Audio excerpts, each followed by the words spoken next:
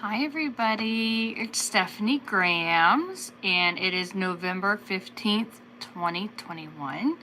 And so I thought I would just stop in here on YouTube and give a quick live and give you some things to consider when it comes to starting your own Memory Bear sewing business. So I first started Memory Bears in 2017. Now I had other companies that I owned and ran unrelated to Memory Bears. But once I started offering Memory Bears, there were some things I needed to change and make decisions on. So one of the decisions was to whether or not I should stay a hobbyist or actually become a business.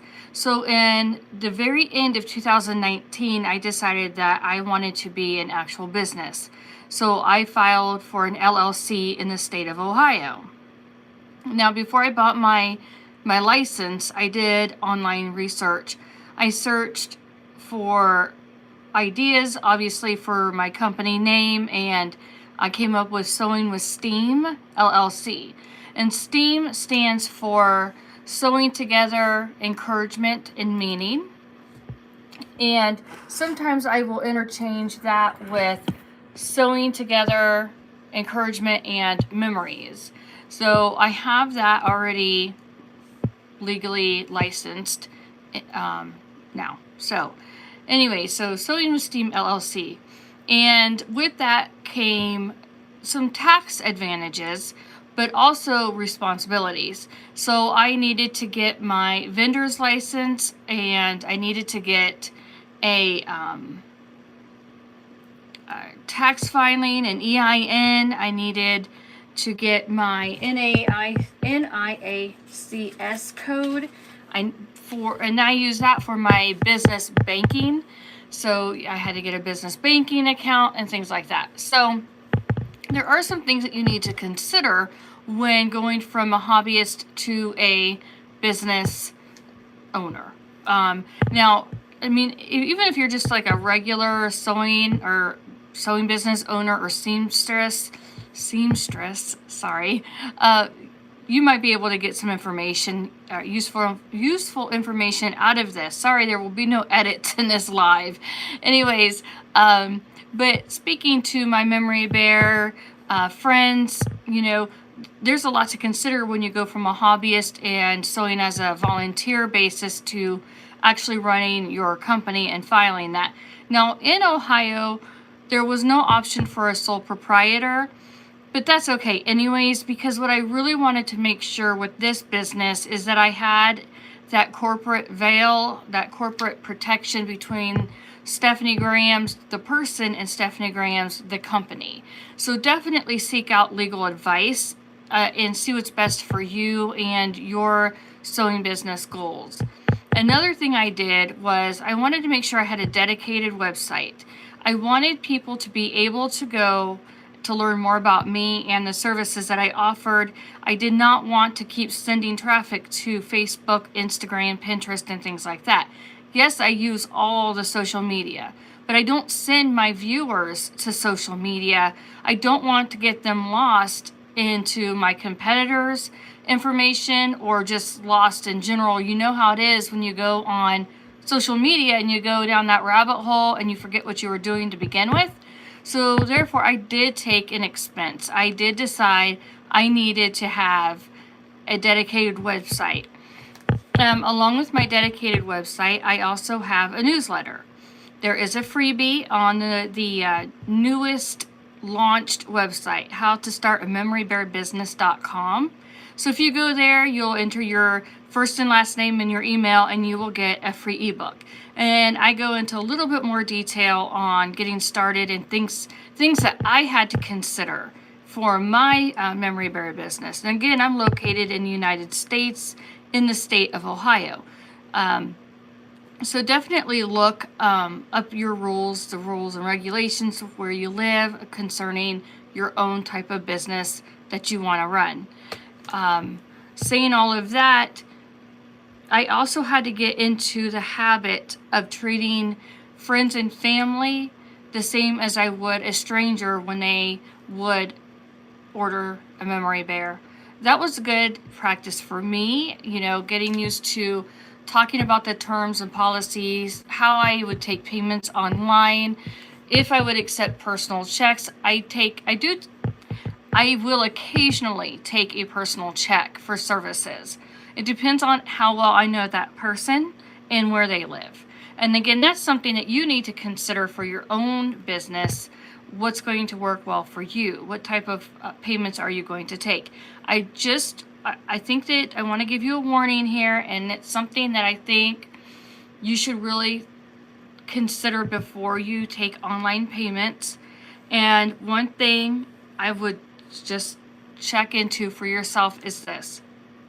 If you're going to take or use Venmo or PayPal or any of the other types of processors that are online, really look into their terms and services of each of those payment processors, because a horror story, and I will share at least one with you, and it did not happen to me, but it did happen to somebody that I know who owns a very successful sewing business. Somebody ordered personalized items from her, all right, and the name on the credit card was not the customer's name. The customer used the credit card, purchased these items, the business owner shipped the items, they arrived nicely, beautifully. The customer was thrilled. The customer shared it on social media about how happy she was with everything. And then within 30 days, the customer put a chargeback,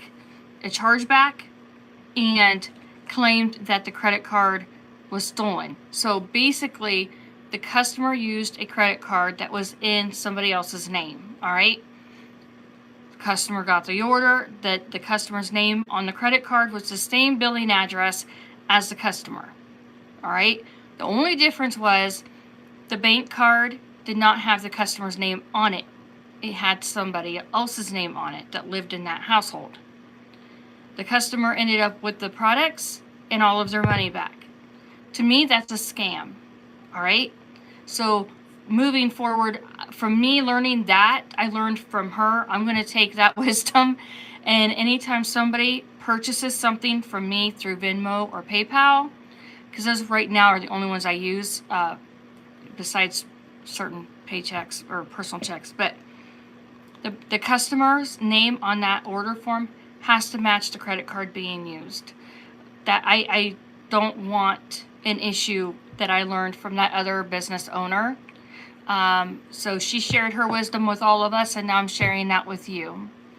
Another consideration would be local pickup, local orders. I have had local orders, and we meet in a public place like it was the parking lot of a restaurant. I do not allow anybody to come to my home studio. My home studio is strictly off limits. That is not I live here, but my studio is in the place where I live. So I don't want strangers coming to my house. I don't want them to know where I live. I don't want that information out in the public. And it's safer for them. They don't know me. They don't want to come to my house, right? I wouldn't think so, because we don't know each other. All right, so we meet in a local restaurant, the parking lot of a restaurant, and at that point in time, the customer has the option of, they can hand me a personal check, it has to be in their name, or they can pay me through my apps like PayPal or Venmo. And again, that form of payment needs to match the customer's name and their address. I just wanted to give you some of these ideas when you are coming up using or setting up or growing your sewing business, right?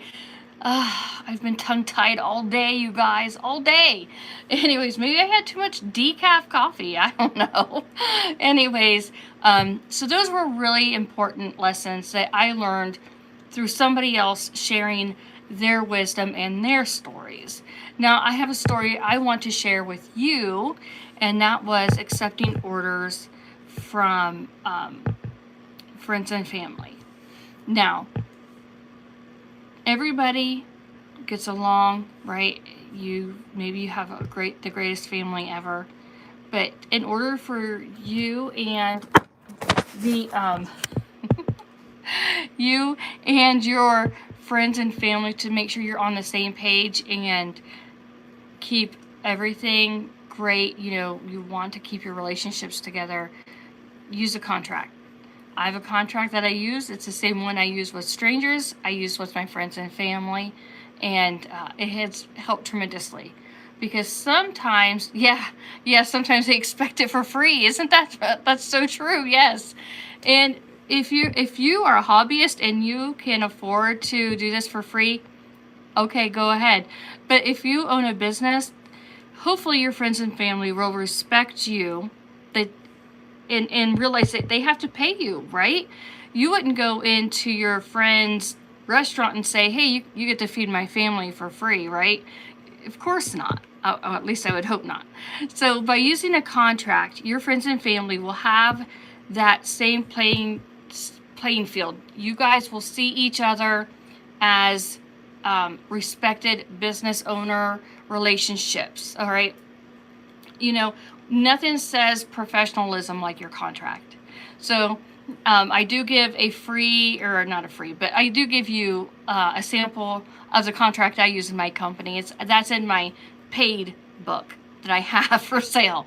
But you know, it's just think about business. If you are a business owner, then you need to put on that hat, a business owner hat, no matter who you're dealing with, friends, family, relatives, distant relatives, new friends, old friends, church friends, it doesn't matter. You are in a business. You have to pay bills, right? You have to pay electricity to even sew anything, right?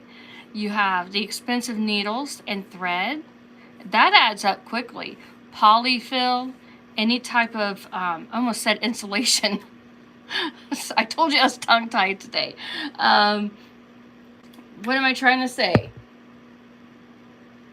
Iron-on interfacing. That's what I'm trying to say, interfacing. The little bit that you use per bear adds up to be a huge expense. All right, so just remember when you're addressing friends and family, use your business name. You know what? Yes, I am Stephanie Grams, but I am Stephanie Grams, the owner of Sewing with Steam LLC, and I have to answer to my business partners. Right now, it's just me. I'm my business partner. I'm the only one in my LLC.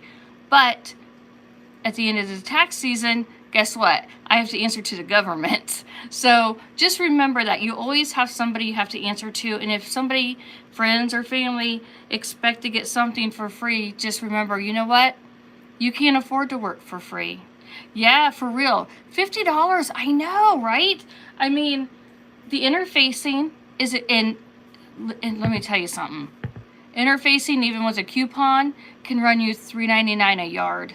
I mean, to me, that adds up really quickly. And there's several different types of interfacing you can use depending on the fabric that the customer gives you. If they give you t-shirt fabric, you know, like that jersey knit or sweater knit, you have to use a different type of interfacing for that. If you think that you can use the same interfacing for all the fabric, you may not get the results you want for the memory bear that you're making. I learned that the hard way. So, Polyfill. I was reading online in a group, not my groups, but a different group. And I'm hoping that this person was just joking. I hope. But they said that they used the stuffing from pillows. And someone said, oh yeah, you know, you can go to the big box stores and buy a pillow form for a couple dollars. It's cheaper than Polyfill. And this person said, no, they were using it from the pillows that they sleep on. So please tell me that you don't do that, right? Please tell me you are using brand new, clean Polyfill. Oh, the interfacing? Yeah, if you give me a second, give me 1 second and I'll show you the interfacing. As I drop my camera, I'm so sorry. And I don't edit, so I'm really sorry. Let me get the interfacing, I'll show you what I'm talking about. Give me just a second.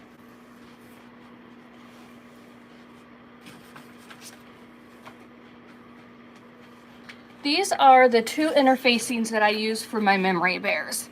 And I use this for the t-shirt blankets that I make. All right, so this is SF101 Shape Flex. And this is very sturdy. This is what I use for the sweater knits. So I don't think I have that anymore. So I had a customer send me, let me show you a scrap of what I use this for. Give me just a second.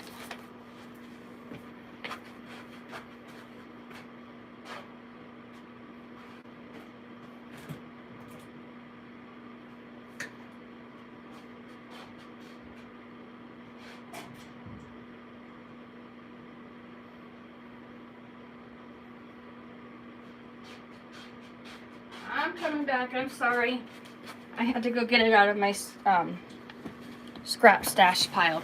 So this is part of the sweater that the customer gave me, and this is the back of it, and it was made out of, well, it says 100% cotton, but you can see, can you see through this, like see the holes?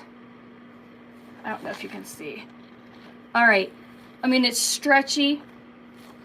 If you don't use no interfacing at all, it stretches all out of shape. It does not look good. It does not look good at all.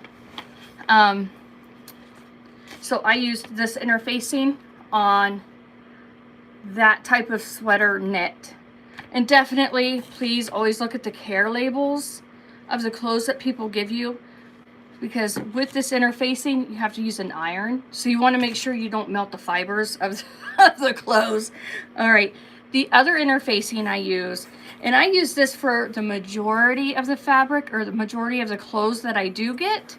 And this is the P44F Fusible Interfacing. Right there. And the only is, I don't know if I've used the 950, so I'll have to look that up and see what the texture is for that. But this interfacing is, like I said, this is P44F, and it's by Pellon also. So I use this for most of the fabric, the clothes that I do get from my customers, but with the exception of this is a lifesaver.